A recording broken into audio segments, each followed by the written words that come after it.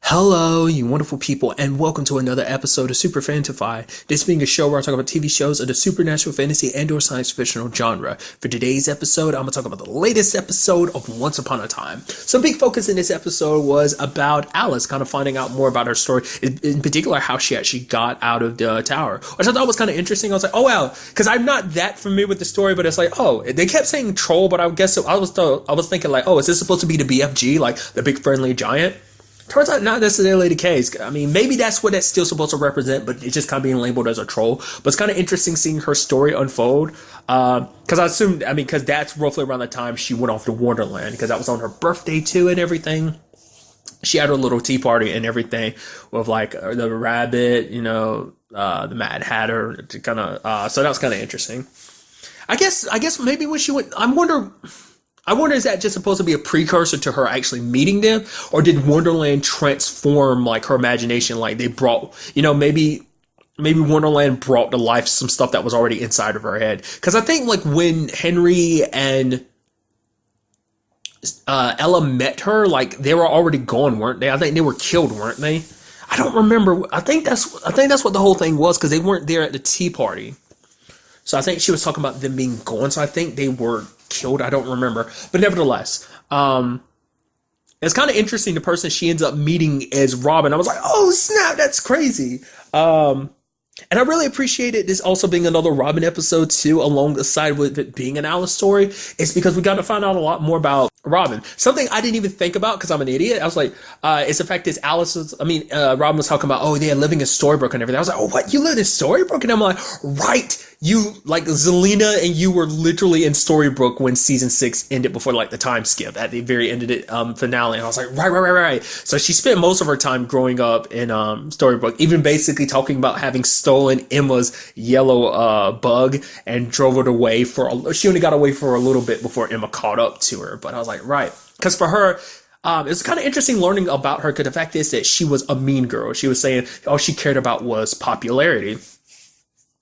Because it was a small town. It's one of those small towns where everybody knows everybody. Everyone's all in your business. And it's just like she just felt like she was suffocating. But it wasn't just that. It's also because she didn't like who she was there. But at the same time, she just happens to like come to this realm. And it's like, what does she do? She's doing the exact same thing, trying to get validation. Because for her, she grew up without her dad. And obviously, she's trying to find out who she is. Because obviously, she tried it with magic. Magic turned out not being her thing. So obviously, she ended up giving, obviously, the rest of her magic, any magic she had, went to her mom. But then it's like, oh, she had the bow and arrow. It's like all she has left from her dad. She didn't get to know him growing up. He died before, they even got to really know each other. But no, before they even did get to know each other. And all she has is his name and his legacy. And so that's all she's striving to do, is live up to it. So that's this whole thing, hunting the troll and everything, is because she feels like she has to prove herself, because, well, she's been given the name Robin and she's his daughter, and she feels like she has to live up the legacy. Even kind of going against what Alice wants, it's like, no, the troll is not as bad as you think he is. But even to that group of villagers, she had to prove herself. It's like, no, I'll be the one to take it down. I'm Robin Hood. Yes, I share that name because that's my father. So it's kind of interesting to learn that about her character like that, which is kind of interesting considering there is like, well, they use the name Nook as in New Hook, and she was like, oh, like you have Alice being like Nobbin, and she's like, stop calling me that. There is Nobbin Hood, Wish Robin Hood, that ended up marrying the evil queen. So there's always a possibility of learning more about her dad that way, but obviously that wouldn't be her dad. Not unless the evil queen and Robin Hood had a child, which is kind of weird, and that's a whole thing in itself. A whole load of complication in itself, So I don't know, but like I said, it was kind of interesting. Also, it turns out that I was kind of right last episode, because I was wondering, like, oh, could this all be about the fact is that Alice potentially has magic? Could be one reason why Gothel has done what she's done. Like, has it been, like, the purpose? Like, obviously, I don't know, like I said, it's really hard to say. Like I said, last week's episode, it seemed like it was kind of like all thing Gothel does is kind of part of some test, almost like the 7 deadly sins type of thing. But nevertheless, it turns out Alex does actually have magic. Because the fact is, the yellow bug as well as the giant or troll were all creations of her own. Like, it's the reason why she got out of the tower. Like, she wished for it and it happened. Also, she made a wish at the end of the episode. I don't know what that, I wonder what that wish was. I can only assume it has to be with, like, being able to stick around with Robin. That's my only thoughts on that. Part of me also wonders, is that kind of like them setting them up as like potentially a couple? I don't know. It's just the way Robin touched her in the episode. Is like, that seemed like an intimate touch. Like, she placed her hand against her face like that. I don't know. That might be like a friendship thing that grows into something. I don't know.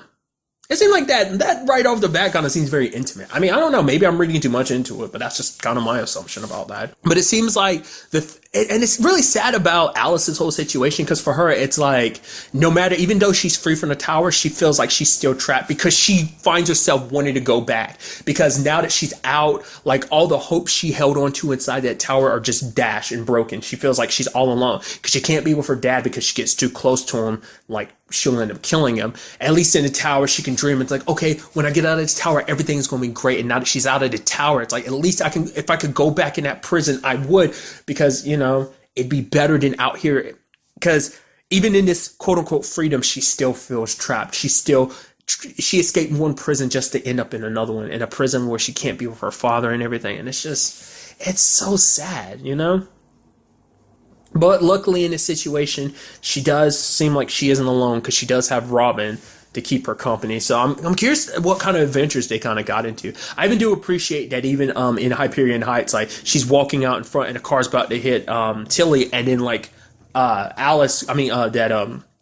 ends up grabbing his hair. It's like, whoa, you showing up in town. That's kind of interesting. But to be fair, your mom's in town and everything too, so I shouldn't be too surprised. Like, everything's coming full circle, so that was pretty neat.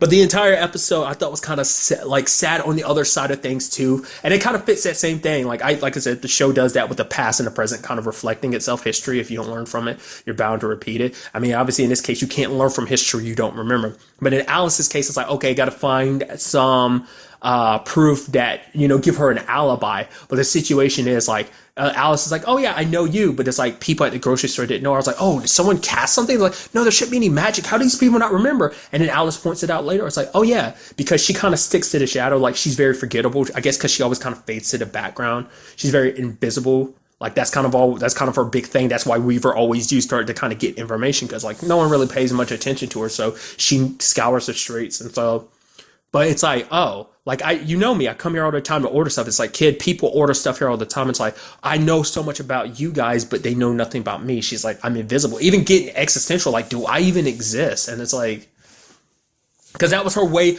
but it also shows, I guess, her disconnect from everything and everyone around her, just because, like, she felt like she had nothing to hold on to. But I think now she does. She has Killian, who's offering her a place at the end. It's like, come stay with me. And it's like, let's go home. And it's like, oh, you don't even know you're right there. You found each other. Obviously, you don't know, but they have each other now. It's kind of just a blessing under all these circumstances. Her being framed for those murders and everything, even her kind of questioning, because like, I don't remember, because she even says to herself, she's like, it's like two jigsaw puzzles kind of in her head at once. Obviously, like I said, it's a combination of like what seems like a little bit of her craziness. And I guess that's kind of what the spell does. It's making her seem like she's a little crazy, because it's taking her memories from the other world and adding it with her memories from this one, because it adds into, well, kind of Alice's character. But I thought it was kind of interesting, because it's like, my dad used to say always that the people who are the maddest are the people who kind of change your view, challenge your view of the world, kind of get you looking through it through another hourglass.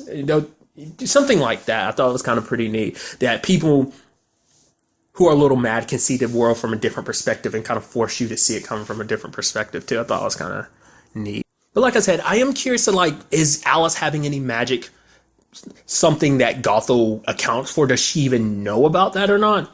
Because I feel like that, like I said, I don't know whether she's secretly, like, she shouldn't be, because like, the final piece to, and I brought this up last episode too, like, it shouldn't be like that, because Anastasia kind of fits that whole role.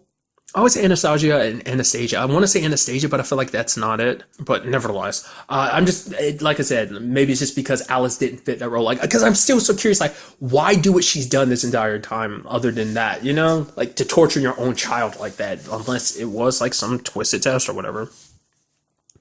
Which we did see Ivy this episode. What's kind of interesting because she is trying to track down Anastasia. What was kind of interesting though was her apologizing to Henry. Like Henry doesn't know why, but she's like on this road of kind of like apologizing and redemption. You were literally at the top of my list, Henry. I hope that you can forgive me. I am sorry for what I've done. You know, because the thing is, all that she's done, she can't undo it. There's no like undo. I mean, I guess maybe because I think even with magic being the case, it's like she probably doesn't. It's not within her wheelhouse to kind of undo it. Oh yeah, because not because only there's no magic in this world. She doesn't have any magic either. It all went into it. Like Gothel sucked it all up and gave it to her sister. So. And it's kind of sad too, because the way Ivy was talking, it was almost like she was like, yeah, in case I never get to see you again, you know? It's almost like, well, because I guess she's kind of getting the feeling, because she's like, no matter what happens, you will find the person that you're bound to be with. And when it's all said and done, I hope you can forgive me. Basically saying when he gets his memories back. It's kind of interesting too, because she was kind of like, if she had met Henry before everything happened, then maybe things could have been different. Like before, you know, I mean, it's the story with Once Upon a Time. It's just always a set of events. Like, you know, maybe if she met Henry before she met Regina, you know, which even Regina tried to, but I think she's talking about even before all of this, like, you know, before things got to the way they were with her mom and she had met Henry before even that, things had gotten even that far between her and Victoria, then maybe things would be different for not just her, but for everybody. Like their family wouldn't be in the state they are. Maybe her mom would be alive because she wouldn't have been so driven by revenge. And, you know, they could have been like a happy family, you know? So that's, like I said, in a sense, it's kind of like a sad episode with just all this stuff kind of drawn together. But another interesting thing about this episode is Facilier and Regina obviously using Lucy to spy on him, but he eventually finds it out. Also, because Zelena kind of came in and ruined the quote-unquote date, but obviously it was more so like I'll try and get information from Facilia. But he kind of comes out front to Regina and explains, like, all you had to do was ask me. And it seems that the thing he's after is Rumpel's dagger, the dagger of the Dark One. Now, it's like, I can only assume because that's like the most powerful magical item here, which makes you wonder why wouldn't... I mean, would that mean Gothel and the others would be coming after that at some point in time? Well, to be fair, they're currently occupied with a serial killer, so there's that. But I would assume just because that's one of... I guess even in this world, like without... I mean, I guess the whole plan would probably be to bring magic to this world first, and then they kind of have unlimited power. But it's like, what does Facilia want to do with that? I mean, it also means that he will go about killing Rumpel to get it, which ultimately Rumpel would want. Because Rumpel would want... You know, because I guess for him, it's like he just wants to be free of the curse so he can move on and be with Belle. It's kind of his whole thing. So I'm curious, like, I mean, to be fair, who's to say it will work like that? It might be a situation where it's like, oh, like, Rumpel might be under his control again once, like, Facilia gets the dagger, but maybe he doesn't want to, maybe he just does want the magic inside of it. And, like, if he takes it, you know, like I said, it's like, oh, you want to kill Rumpel, which Regina's like, I'm not going to let you do that. But it's kind of interesting because Facilia was kind of basically saying like, oh, this is your past and what could be potentially your future. It's like, oh, it's the lover's card. Like you could do the thing that Rumpel taught you, that you could have everything. So, which even Regina kind of admits to Zelena is like, she still kind of has a thing for Facilia, even after hearing what he plans for like going after Rumpel's dagger. But still, it's kind of interesting. I'm like, wow, that's going to be your, like, that's so interesting. Because I don't know, like, not unless they pull his character back or something like that. Because it's like, I guess because whatever went down between him and Regina, like, way in the past, to the point that they would know each other. I'm curious, like, what that story is. Like I said, because she was the evil queen obviously at the time that they met. So, but he pulls on a string on, like, her heart because he was there.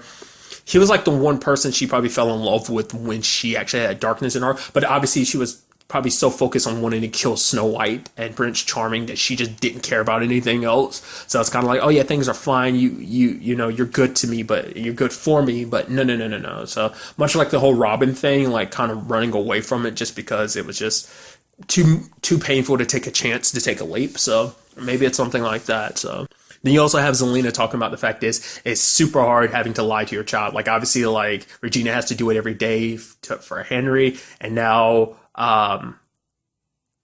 Zelena has to do it to Robin, who I think wasn't her real name Margot. I mean, well, her name in this world Margot. So that's gonna be interesting seeing her around. And also, we are not really any closer to finding out who this serial killer is and what this is all about. So I'm very interested to see kind of how this all plays out. Like I said, overall, it's kind of a very hopeful and happy episode with everything kind of working out for Alice in both the past as well as in the present. But also just like a lot of stuff still left open to see like where what direction it takes us going forward.